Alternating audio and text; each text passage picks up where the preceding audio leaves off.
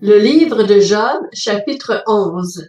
Tsophar de Naama prit la parole et dit: Cette foule de paroles ne trouvera-t-elle pas de réponse et suffira-t-il de savoir parler pour avoir raison? Tes bavardages feront-ils taire les hommes? Te moqueras-tu sans que personne ne puisse te confondre? Tu affirmes: Ma manière de voir est indiscutable et je suis pur à tes yeux. Si seulement Dieu voulait parler, s'il ouvrait la bouche pour te répondre, et te révélait les secrets de sa sagesse qui dépassent de loin notre compréhension, tu verrais alors que Dieu oublie, à ton avantage, une partie de ta faute.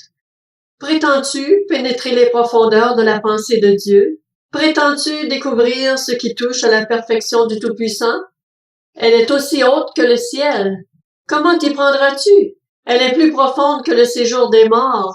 Que pourras-tu en savoir? Ses dimensions sont plus longues que la terre et plus larges que la mer.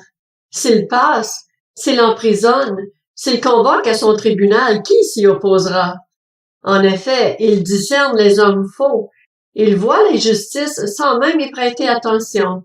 En revanche, l'homme à la tête creuse aura de l'intelligence quand le petit d'un âne sauvage naîtra comme un être humain.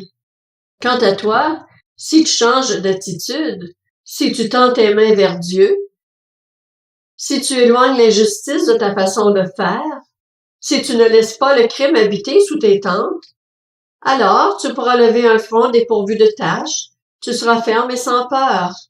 Tu oublieras tes souffrances, tu ne t'en souviendras pas plus que de l'eau qui s'est écoulée.